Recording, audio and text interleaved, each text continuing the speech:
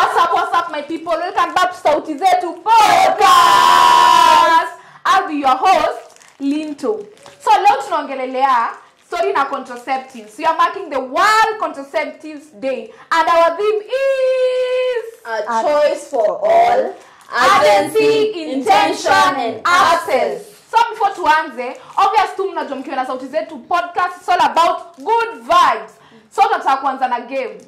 I want to start with my very very favorite person. Ukiona meno yangu obviously unajua ni nani? I'm a toaster. I'm a toaster. I'm a D, I'm a E, I'm a P, I'm a O, I'm a toaster.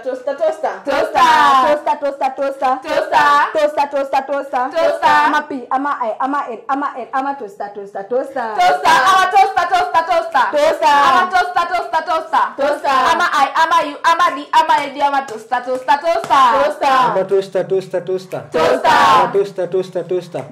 I'm a C, I'm a O, I'm a N, I'm a D, I'm a O, I'm a M, I'm a condom. I'm a toaster.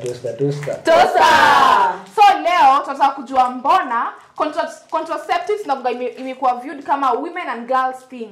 Tunataka kukilio no na kukill all the myths surrounding contraceptives. Juu kusema kweli ni responsibility yetu sisi wote, both women and men, girls and boys.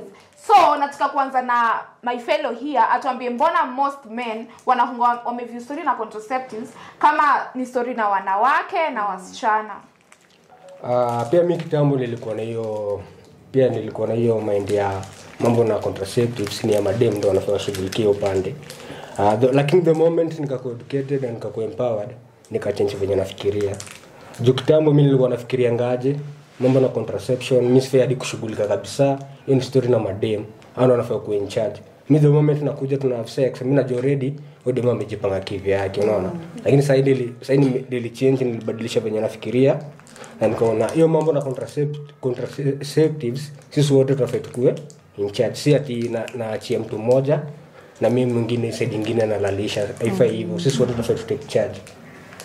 Sasa tumeambiwa sisi wote tunafaa ku take charge.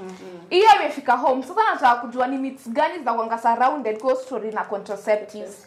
Kuna kwa myths mingi sana, mingi sana. Na tunataka kuziua leo. So ndaanza hapa na my fellow atuambie one of the myths ni gani? Myths moja ni wanaume wao wanasema ati mimi siwezi kula sweetie ikiwa na karatasi. Who said that? Na nilisema hiyo ati usijue tukitumia CD tunajua na kuangana allergy gani.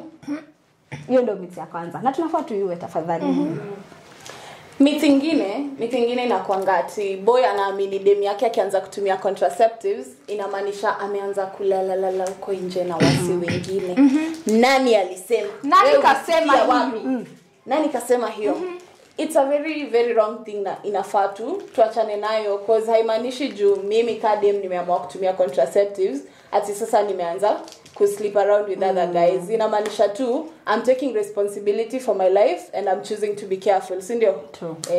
Yeah, choosing to be careful. Na mimi vingine ile ikwangi na wanaume ila kungana na wazazi wetu. Ati mimi naambiwa nikiweka tuseme nimeweka depo before nizae maybe staza kabisa. Nani alisema hiyo jamani? Nani kasema hiyo? Mimi najiprotect to have goals to achieve bana. Na nikizasa hii. Anza kulipa school fees. Naanza kulipa school fees at a very young age na staki. Yeah, so adios. Maliza